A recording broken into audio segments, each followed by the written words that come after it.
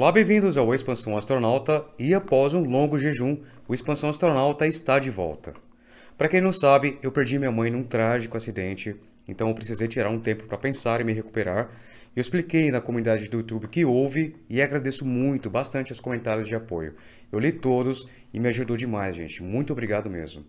Eu teria voltado um pouco antes, mas minha irmã, que mora na Austrália, veio para o Brasil, pegou Covid no aeroporto e, como ela ficou hospedada em casa, trouxe aqui pra gente. Ou seja, o mês de fevereiro foi muito complicado, turbulento, mas é vida que segue. Então, vamos direto ao assunto do momento, a guerra na Ucrânia e as consequências para a exploração espacial. Eu sei, é um assunto muito complexo e delicado, tem algumas imagens um pouco impactantes no vídeo e talvez poucos vão chegar até o final, mas eu não vou deixar isso passar. Eu preciso falar a respeito. E se você gosta do canal, gosta do trabalho que fazemos e puder ajudar o Expansão Astronauta no Apoie-se a seguir em frente, eu agradeço bastante. O link está na descrição do vídeo. Então, se ajeita aí e vamos ao vídeo.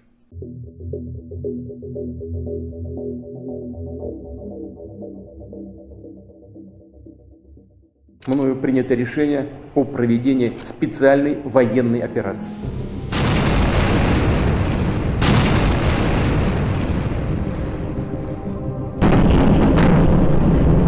Como todos já sabemos, os russos decidiram empreender uma invasão em larga escala da nação soberana da Ucrânia, contra todas as expectativas de muitos que achavam isto improvável de acontecer.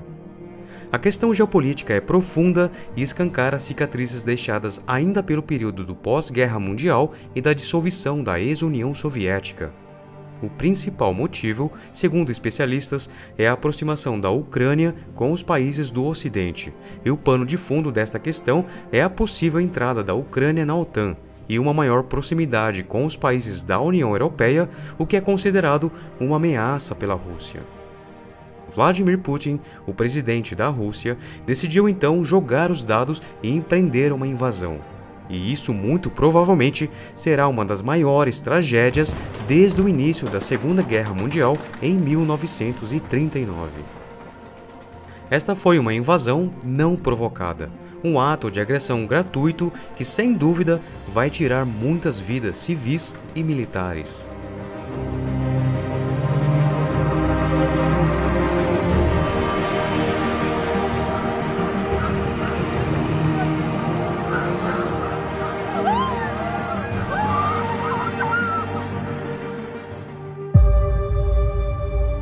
Muita gente por aí vê Vladimir Putin como um louco, ou como um outro Hitler, esse tipo de coisa, mas na verdade essa é uma reação tipicamente russa. Historicamente, a Rússia não tolera o que eles consideram potenciais nações hostis em sua fronteira.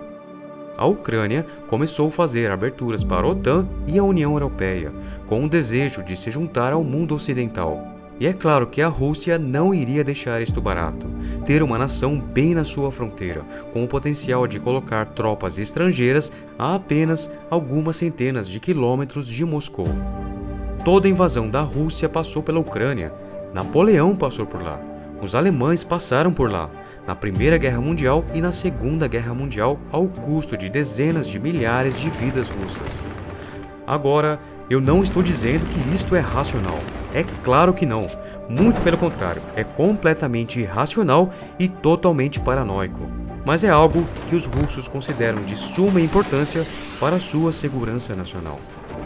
Embora a Ucrânia não represente nenhuma ameaça para a Rússia, independentemente de com quem eles decidam se unir, e a OTAN certamente não tem planos de invadir a Rússia, o que seria completamente insano, isso não parece importar para Vladimir Putin, e ele vai proteger as fronteiras da Rússia, vai proteger essa zona de entrada que eles sempre tiveram na Ucrânia, ao custo de milhares de vidas humanas e instabilidade mundial.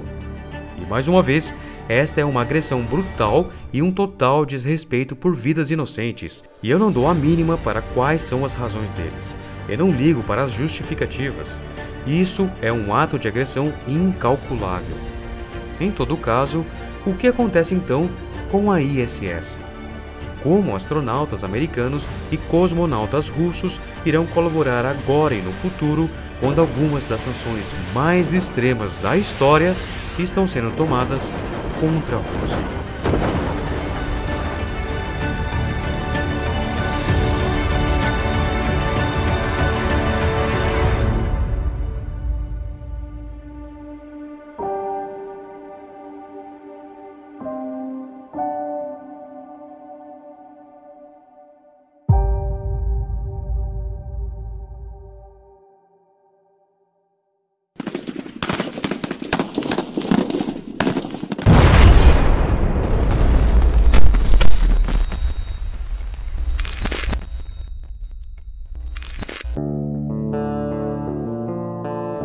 A estação na órbita da Terra é resultado de uma longa e bem-sucedida parceria entre os países.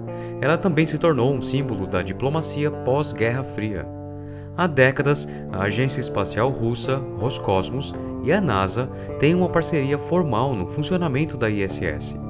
Ela é mantida em colaboração entre os dois países, mais o Japão, Canadá e a ESA, Agência Espacial Europeia.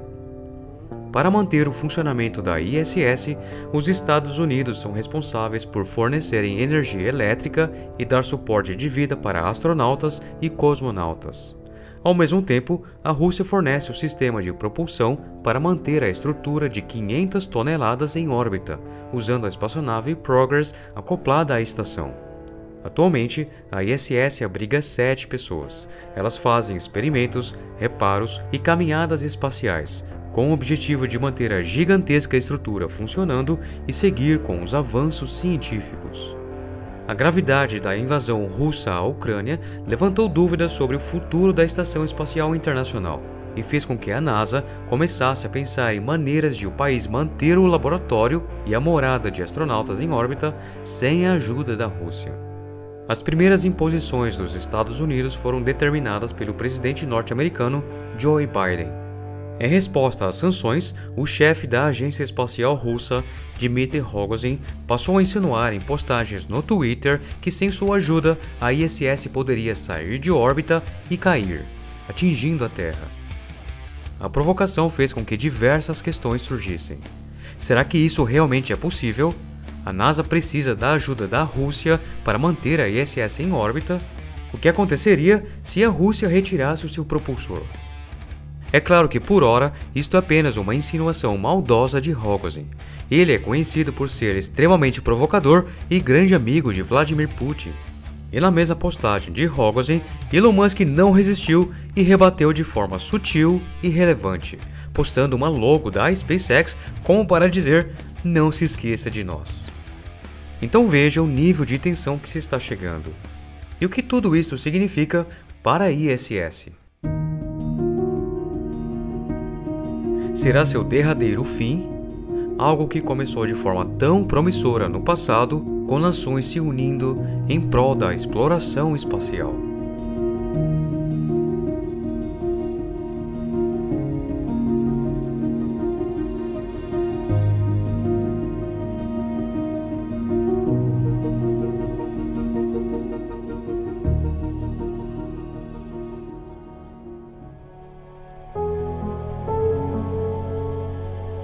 Cenas como essa eram comuns na ISS há apenas algumas semanas atrás.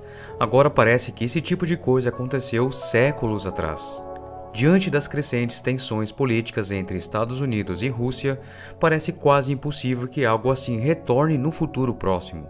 Todo esse ambiente de colaboração, de amizade, de unidade, independentemente do que está acontecendo na Terra, astronautas e cosmonautas trabalhando juntos para alcançarem os mesmos objetivos. Em 23 de fevereiro, o Departamento de Estado dos Estados Unidos disse o seguinte, abre aspas, enquanto o mundo segue as atividades políticas relacionadas à Rússia e à Ucrânia, a NASA continua a conduzir suas pesquisas a bordo da ISS e a cooperação continua com a Roscosmos e outros parceiros internacionais. E isso é do diretor de Assuntos Espaciais do Departamento de Estado americano.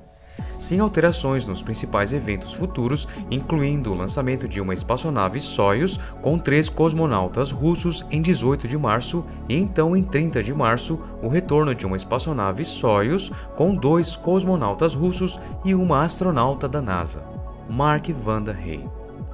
Então, como isso vai ficar?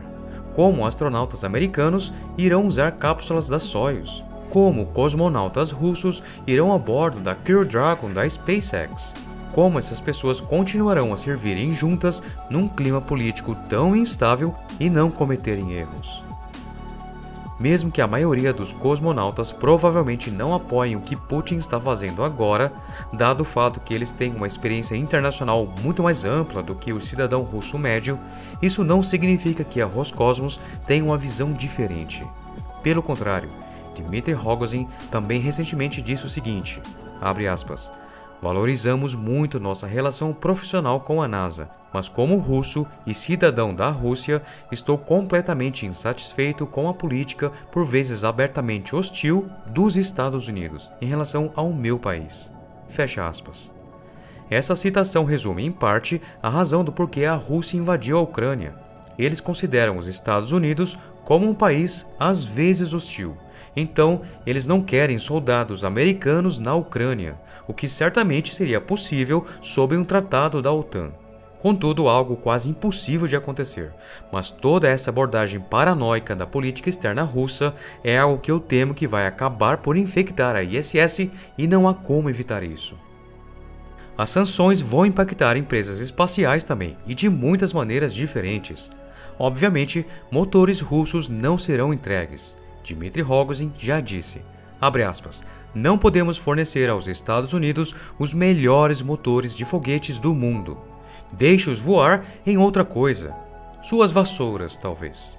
Um comentário novamente apenas provocador, uma vez que sabemos que os motores Merlin e o próprio Falcon 9 da SpaceX são extremamente eficientes e confiáveis.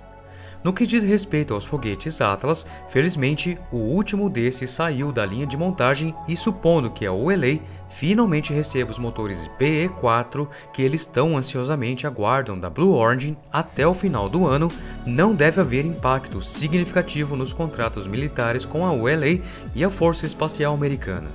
O motor BE-4 é um componente absolutamente vital da segurança americana, porque todos os foguetes em uso no passado utilizavam motores russos. Então, Jeff, onde estão os motores? Mas as consequências vão além disso. Existem empresas britânicas de foguetes como a Skyhora, que fazem uso de tecnologia ucraniana. Ela é, na verdade, uma empresa de propriedade parcialmente ucraniana. E o que vai acontecer com eles? O que acontece com tantas agências espaciais ou organizações que possuem algum tipo de negócio com a Ucrânia? Todas essas empresas, sem dúvida, estarão com sérios problemas. E outra missão que estará com sérios problemas é a missão ExoMars, que buscará sinais de vida em Marte, desenvolvida em parceria com a Agência Espacial Europeia, ESA, e a Agência Espacial Russa, Roscosmos, e está programada para ser lançada no final de setembro no foguete Proton do Cosmódromo de Baikonur, no Cazaquistão.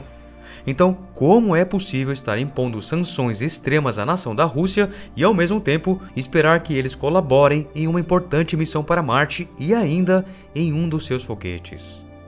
Parece implausível, e a propósito, esta é apenas uma pequena amostra das coisas que serão seriamente impactadas por esta invasão e pelas consequentes sanções. A constelação de internet OneWeb também estará em sérios problemas, porque todos os seus satélites estão sendo lançados em foguetes russos. Como seguir com o lançamento se você está impondo sanções significativas? Simplesmente não parece possível. A Roscosmos disse que devido à postura hostil do Reino Unido em relação à Rússia e o possível uso desses satélites como espionagem pela Inglaterra, uma condição para o lançamento de um lote de 36 satélites da OneWeb é a retirada do governo britânico dos acionistas. Condição esta veementemente criticada. 38% das ações da OneWeb é do Reino Unido. Mas o que acontece com a ISS é a ameaça mais significativa de todas. Como você espera que essas pessoas continuem trabalhando juntas e colaborando quando seus governos estão em total desacordo e desentendimento? Não é como se pudéssemos separar a estação em duas metades, embora esse tipo de coisa, esse conceito meio maluco, já tenha sido sugerido pela Roscosmos. Contudo, seus sistemas, suporte à vida e tudo mais é tão integrado que não há realmente uma maneira prática de separar as duas estações. Talvez isto seja uma forma de enfatizar as diferenças políticas que existem, por mais absurdo que isto possa parecer. No entanto, reparos na estação, trabalhos de manutenção, tanto interno quanto externo, em caminhadas espaciais, upgrades, todas essas coisas são geralmente feitas por cosmonautas e astronautas trabalhando juntos. E finalmente, o que se faz sobre os cosmonautas que irão voar na Crew Dragon e os astronautas nas cápsulas Soyuz. Obviamente, isto terá um fim. Você não pode dar aos cosmonautas uma carona para a ISS se você está supostamente impondo as sanções mais extremas à Rússia na história da humanidade. Se você está realmente fazendo isso, significa que você não tem como estar demonstrando um sistema colaborativo tão próximo assim. Então deveria tudo ser encerrado na ISS?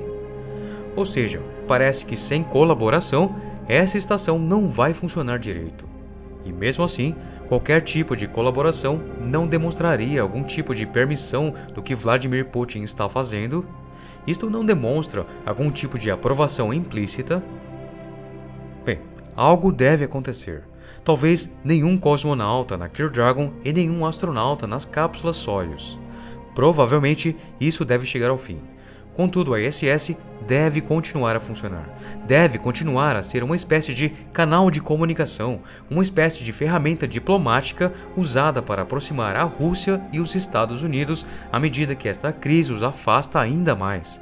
Porque à medida que a guerra da Ucrânia continua e o número de mortos continua a aumentar, e à medida que as condenações do mundo ocidental e as sanções do mundo ocidental contra a Rússia continuam a ser intensificadas, colocando cada vez mais pressão sobre Putin, eu vejo que precisa haver algum tipo de canal diplomático, algum ambiente onde russos, europeus e americanos estejam todos juntos, todos trabalhando juntos e dependendo um dos outros para sua própria sobrevivência. Não é isso que a ISS também se trata? E talvez esta estação e sua pequena população possam demonstrar a Putin, para a Rússia e para o resto do mundo que as pessoas colaborando juntas em direção a um objetivo comum é uma forma muito melhor de resolver problemas do que uma guerra e o derramamento de sangue. Eu tenho minhas dúvidas, mas só podemos esperar.